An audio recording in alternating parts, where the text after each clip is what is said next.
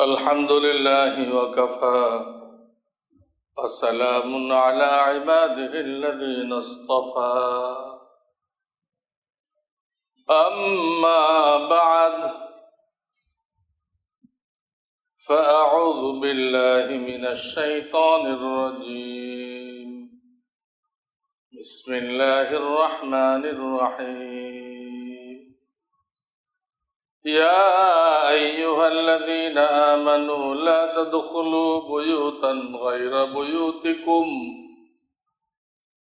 حتى تستأنسوا وتسلموا على أهلها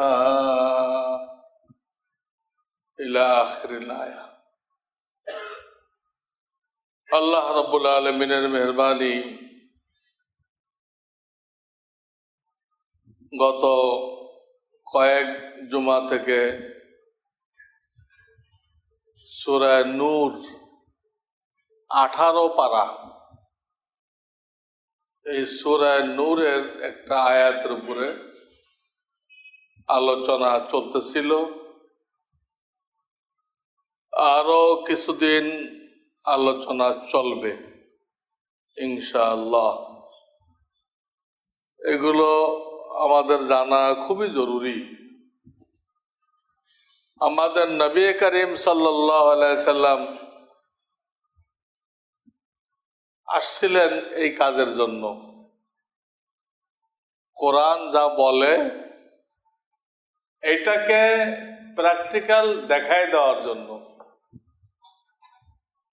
কোরআন তো কোনো প্রাণী না,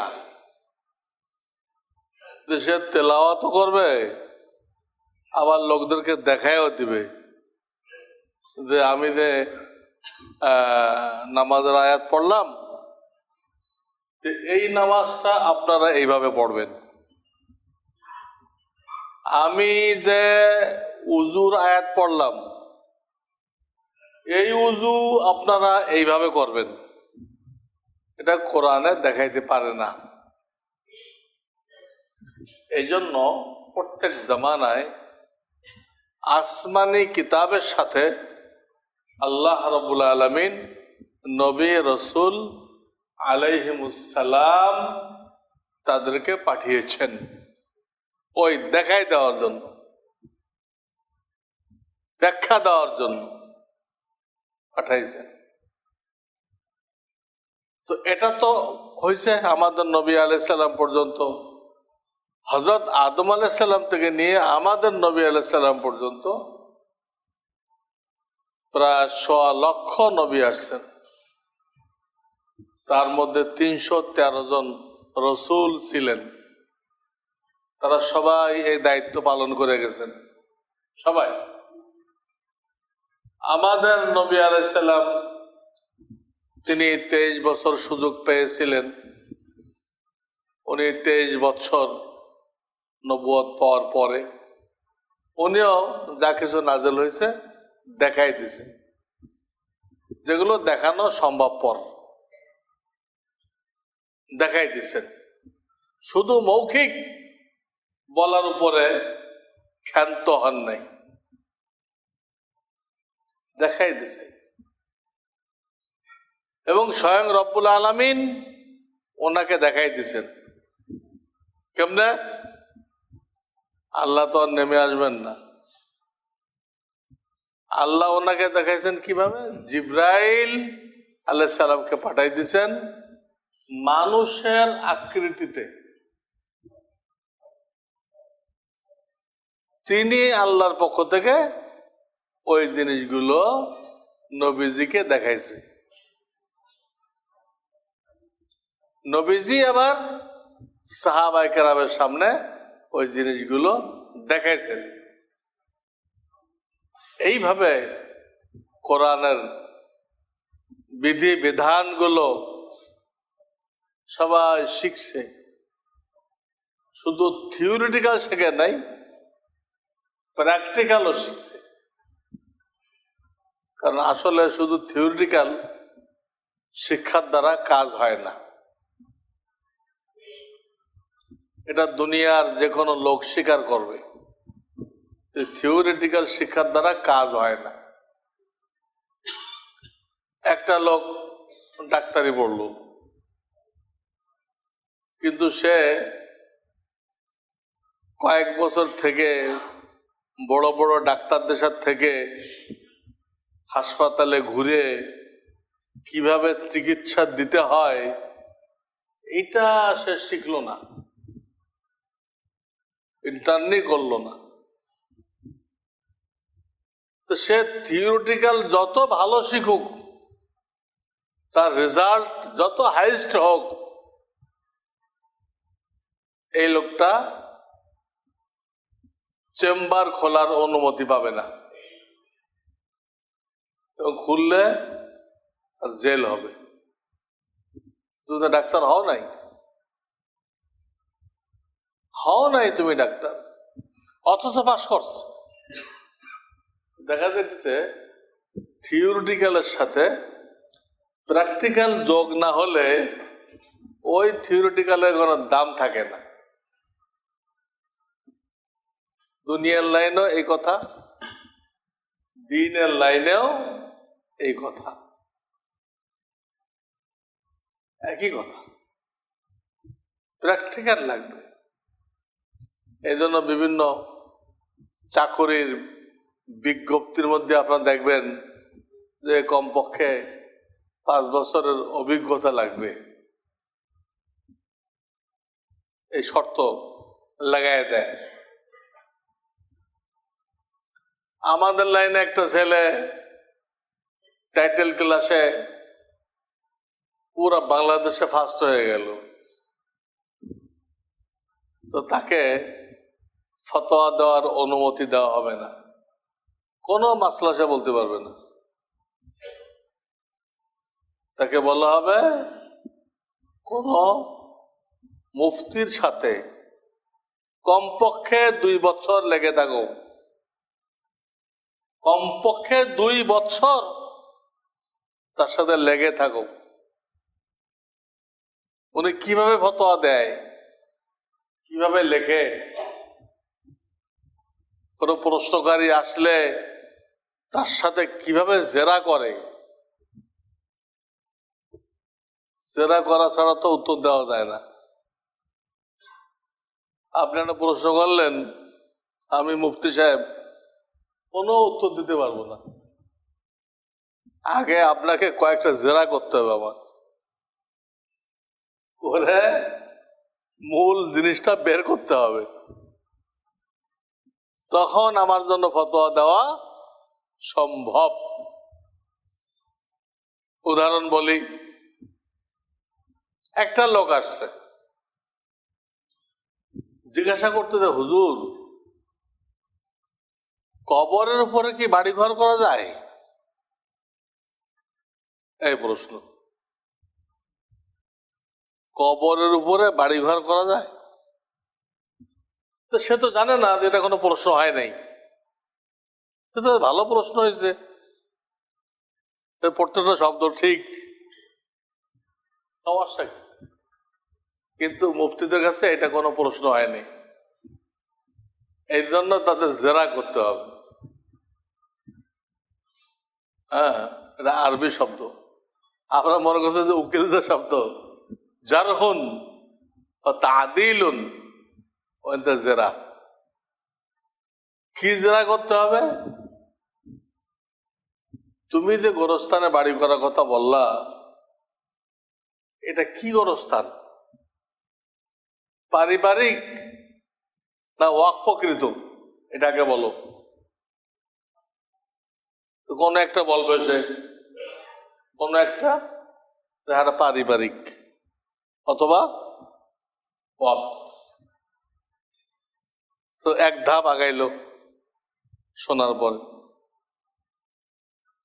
যদি বলে ওয়াকফ তাহলে মুফতির আর লাগবে না, বাস এখন সে ফতোয়া দিতে পারবে তুমি এখানে বাড়ি ঘর করতে। তো গোরস্থানের জন্য ওয়াকফ সম্পত্তি, কে বাড়ি করবে? কারোর বাড়ি করার অনুমতি নেই, কলম উঠে জায়েজ নেই। গরস্থানে কলম উঠে বাড়ি করবেন, তাও শরীয়তে না জায়েজ। মুফতি জবাব দিবে। আর যদি বলে যে এটা ওয়াকফকৃত না, এটা পারিবারিক, লোকেরা ক্ষেতের কোনায় বাপের কবর দিয়ে রাখে, দাদার কবর দিয়ে রাখে। এমনও শোনা গেছে নিজের ঘরের এক কোনা দিয়ে কবর দিয়ে রাখে। কি জন্য? বাপকে অত্যাধিক মহব্বত করত, তাই বাপকে দূরে রাখতে রাজি নাই। তারা যে ঘরে থাকে এক সাইড দিয়ে কি করছে, কবর দিচ্ছে। তো এটা হাদিসে নিষেধ করা হয়েছে। কবর দেখলে মানুষের নসিহত হাসিল হয়, আখরাত মনে পড়ে। যখন ঘরের মধ্যে দিবে তো তার আর কবরের দ্বারা কি হবে না, নসিহত হাসিল হবে না। তো যাই হোক, এটা বাদ দিলাম ঘরেরটা। খেতে, বাগানে, এইসব জায়গায় তো অনেকেই কবর দেয়। অনেক পরে এসে সেখানে পরবর্তী জেনারেশন যারা আছে তাদের বাড়ি করার, পুকুর কাটার প্রয়োজন দেখা দেয়, তখন ওরা আসে ফতোয়া নিতে। তো প্রশ্নের জবাবে বলল, হ্যাঁ এই কবরটা ওয়াকফ না, এটা হলো পারিবারিক। ঠিক আছে, পারিবারিক। এখনো মুফতি জবাব দিতে পারবে না, আরো যারা করতে হবে। পারিবারিক ঠিক আছে, এই কবরটা কতদিন আগে দেওয়া হয়েছে? বললো 20-25 বছর হয়ে গেছে, হাড্ডি মাটি হয়ে গেছে, হাড্ডি মাটি হয়ে গেছে। তখন মুফতি বলবে, হ্যাঁ তাহলে এইরকম পারিবারিক কবরস্থানে যে কবর আছে সেই কবরের উপরে বাড়ি করা, ক্ষেত খামার করা, চাষাবাদ করা, মসজিদ সম্প্রসারণ করা, এগুলো সব জায়েজ। এগুলো সব জায়েজ। আর যদি বলে যে না এটাই 2-5 বছর হয়েছে, পারিবারিক গোরস্থানে যে কবর মাত্র 2-5 বছর হয়েছে, হাড্ডি মাটি হয় নাই, তখন মুফতি বলবে যে না, এখানে বাড়িঘর করা যাবে না, পুকুর কাটা যাবে না। তো জেরা করে কোন একটা সাইট আগে নির্দিষ্ট করতে হবে। সাইট যখন ক্লিয়ার হয়ে গেল কি এটা, জেরা করতে করতে মূল জিনিসটা বেরোয় আসে, কথাটা ব্যাখ্যা হয়ে যায়, তখন মুফতি কি করতে পারে? হ্যাঁ, ফতোয়া দিতে পারে। এটা ডাক্তার যদি জেরা না করে তো চিকিৎসা করতে পারবে না। জ্বরের ওষুধ দেন, আরে কোন জ্বরের ওষুধ দিবে? ডাক্তার বিভিন্ন প্রশ্ন করে, কি সর্বক্ষণ থাকে না সকাল বিকাল আসে, কি হয়, কত ডিগ্রি আসে জ্বর, গায়ে ব্যথা আছে কিনা, ব্যথা ছাড়া, হ্যাঁ, কাঁপায় আসে কিনা না নর্মালে আসে, অনেক কিছু জেরা করবে। যদি সে ভালো ডাক্তার হয়ে থাকে, বিজ্ঞ, এইসব জেরা টেরা করে সে অল্প দামের 1টা কি 2টা ওষুধ দিয়ে দেবে। ঠিক, ভালো ডাক্তারদের তরিকা হলো মেডিসিন কম দেওয়া, সব সাইড এফেক্ট কম দেওয়া, তাতে ক্ষতি কম হয়। আর যারা এত মাহের না, এরা 5টা সমস্যা বলবেন, 5টার জন্য 5টা ওষুধ দিবেন। 10টা সমস্যা কইবেন, 10টার জন্য 10টা ওষুধ দিবেন। এটা হলো না, জেরা করতে হবে। তো গোড়ায় আসেন, দুনিয়ার যে কোনো কাজে দেখা যায় থিওরিটিক্যালকে যথেষ্ট মনে করা হয় না, প্র্যাকটিক্যাল লাগে। আমাদের দ্বীনের লাইনে দাওরে হাদিস পড়লো, টাইটেল পড়লো, যথেষ্ট মনে করা হয় না। তা মুফতির সাথে থেকে দেখো তার জেরা করা, দেখো তার জেরা করা দেখতে দেখতে এও কি হয়ে যাবে, হ্যাঁ, এও মুক্তি হয়ে যাবে। যারা খালি অ্যাডভোকেটটা করে, তার থেকে কত বেশি করতে হয় আমাদের বাস্তব উদ্ঘাটন করার জন্য। তো বোঝা গেল থিওরিটিক্যাল লাগবে। এই কারণে আল্লাহ রাব্বুল আলামিন জিবরিল আমিনকে পাঠায় উযু করায় নবীজিকে দেখাইছেন। জিবরাইল আলাইহিস সালাম নিজে নামাজ পড়ে নবীজিকে দেখাইছেন। প্রত্যেকটা জিনিস যেগুলো দেখানোর সাথে সম্পর্ক, দেখানোর সাথে সম্পর্ক এইভাবে দেখাই দিছে। আজকে এই জিনিসটা আমাদের মধ্যে কমে গেছে।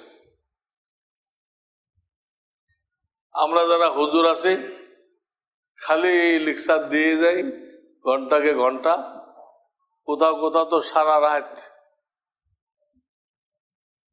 এই উত্তর দিকে যাবেন, সারা রাত ওয়াজ। বললো যে তোরা মনে রাখো কেমনে এত ওয়াজ, এত সবক যদি একসাথে দেওয়া হয়, ব্রেন তো একসাথে এতগুলো কথা নিতে পারে না। গলত তরিকা।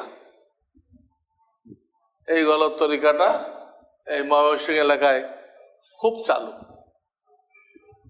এখন কিছুটা কমছে। আমি তো যতখানে গেছি সব জায়গাতে খুব রাগ করে আসছে, এগুলো কি দিন? সারায় তস করতেছেন, এই লোকগুলো ফজরের নামাজ হবে? ও তো মাথা ঘুরাবে। ফজরের নামাজ সারা রাত জায়গায় রয়েছে, ও ইমাম সাহেব কি পড়তেছে ফজরে কিচ্ছুর মাথায় ঢুকবে না। এইভাবে তো শরীয়ত বলে নাই। মাদ্রাসাওয়ালাদের দায়িত্ব এলাকার লোকেরা কিছু দিনের কথা শোনানো। সে কি সারা রাত 10টা পর্যন্ত করেন, 11টা পর্যন্ত করেন, শেষ। ওরা দূরের থেকে আসতে যাইতে পারে না, বেডিং নিয়ে আসুক, শীতের সামান নিয়ে আসুক, এর ঘুমায় থাকবে, যাইতে পারে না। এর কোনো ওজোর? গলত তরিকা, সহি তরিকা না। তো দিনের কাজটাও সহি তরিকায় করতে হবে, গলত তরিকায় করা যাবে না।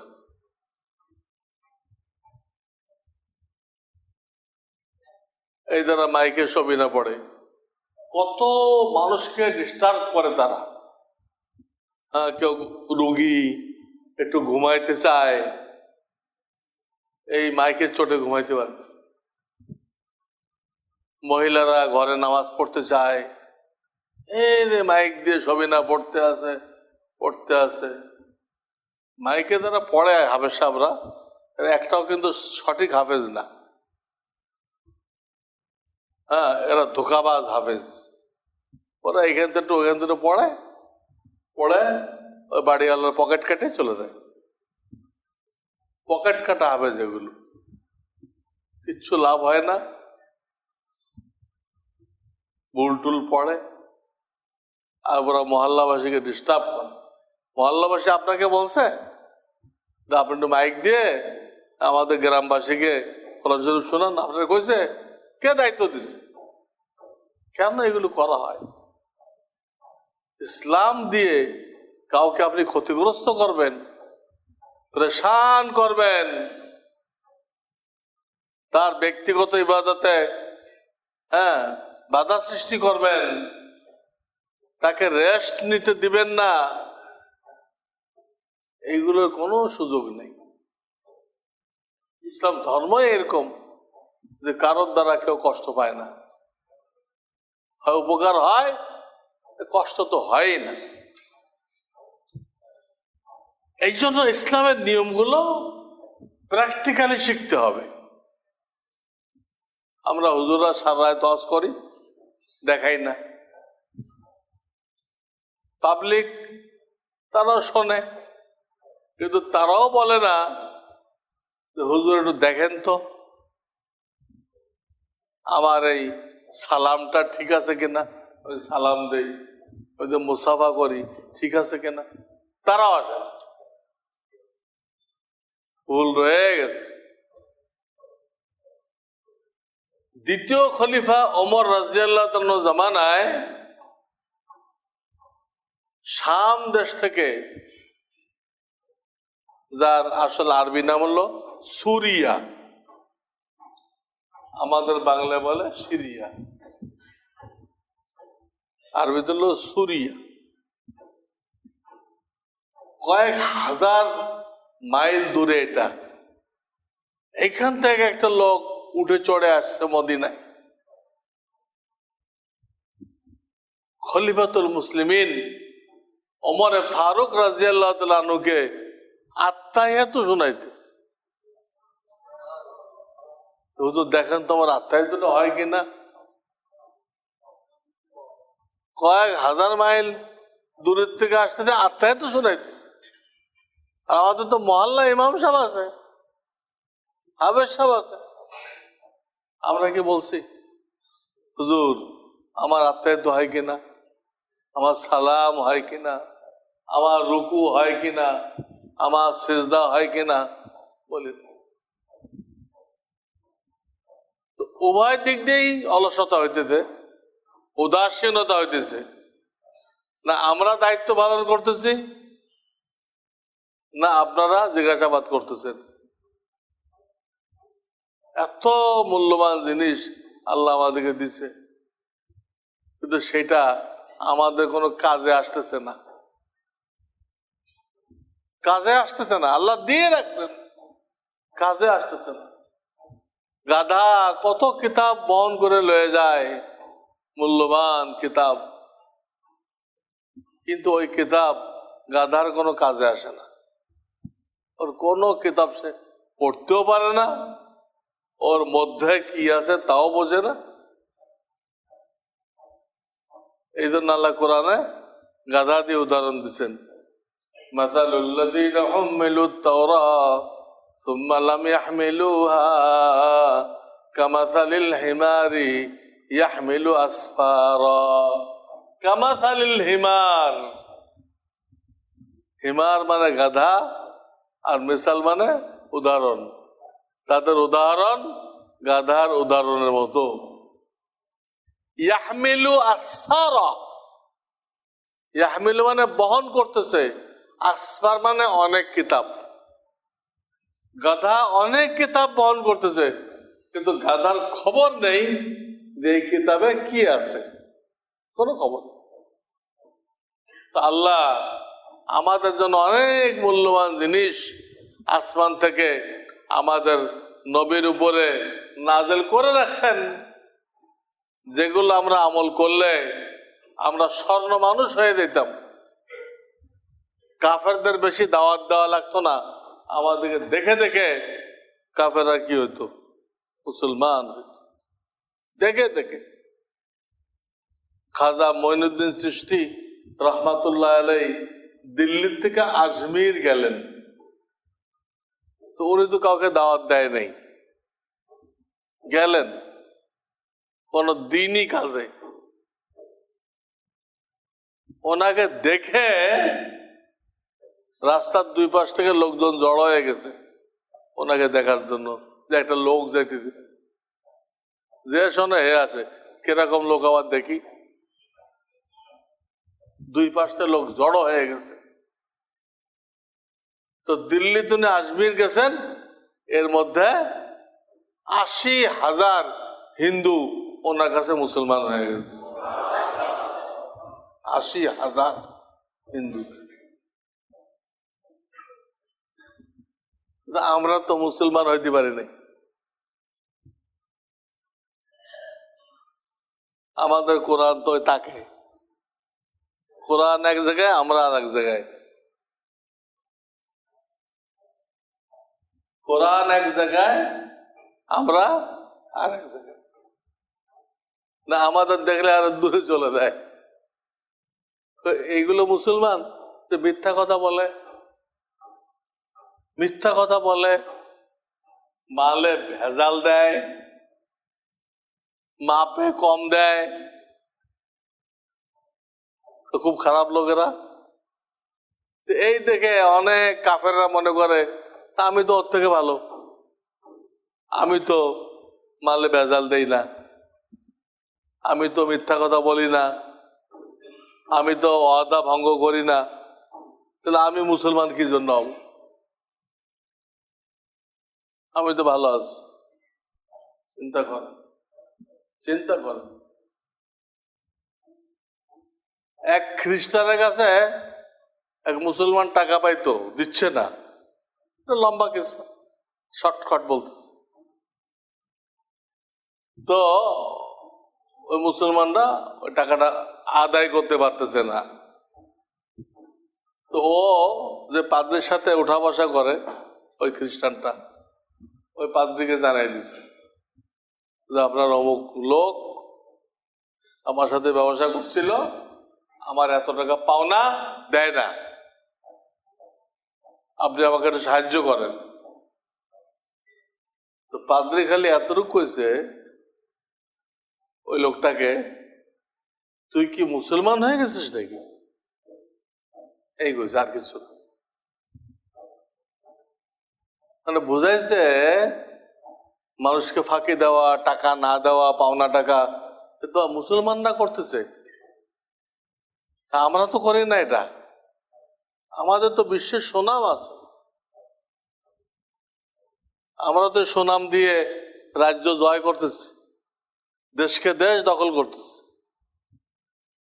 তুই যে দিচ্ছিস না, তাতে তো আমার সন্দেহ হইতেছে তুই কি মুসলমান হয়ে গেলি নাকি, এই একটা কথা বলছি, তাড়াতাড়ি দিয়ে দিচ্ছি।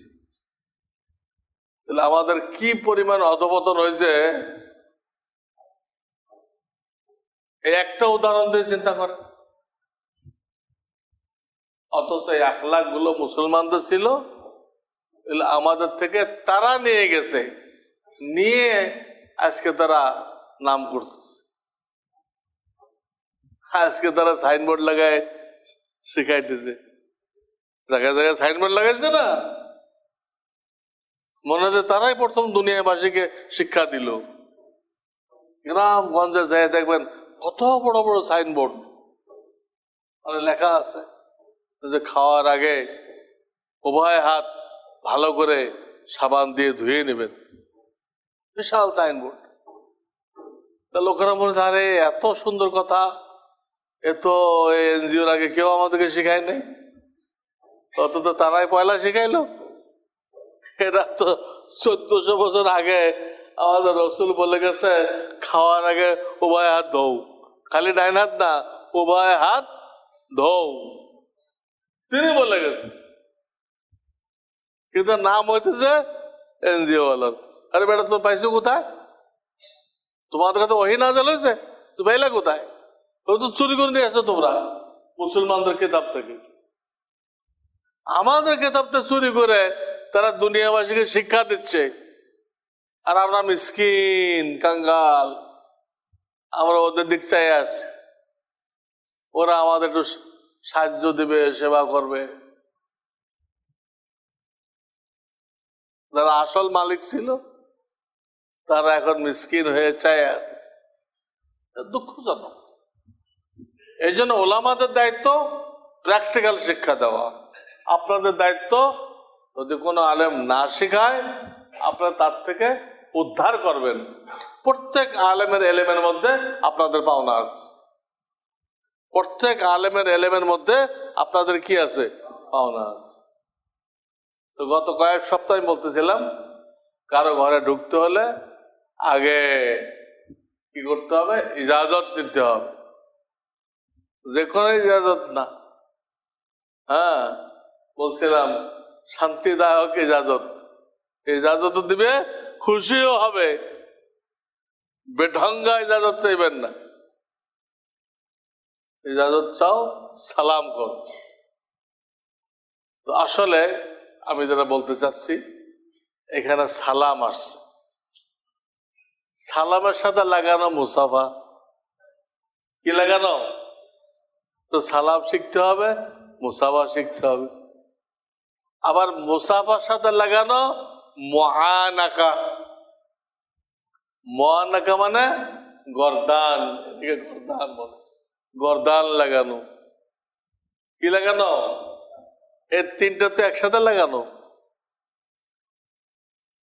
এগুলো প্র্যাকটিক্যাল না শিখি আমাদের সালাম তো ঠিক নেই।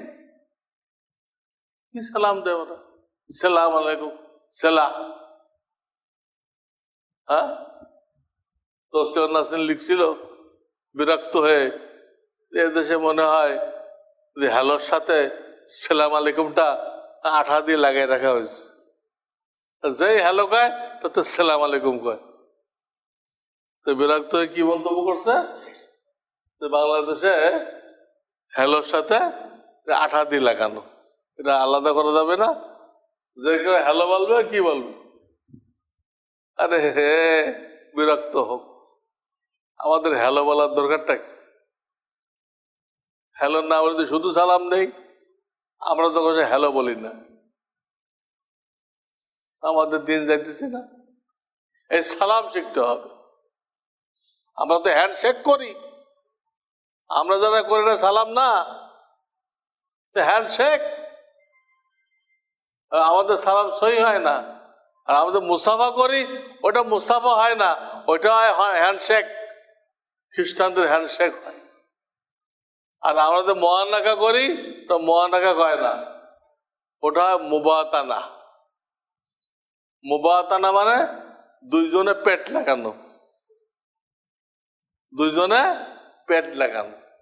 তো এটা কি শরীয়তে আছে নাকি? পেট লাগানো লাগাইতে হবে গর্দান, গর্দানের কোনো খবর নেই।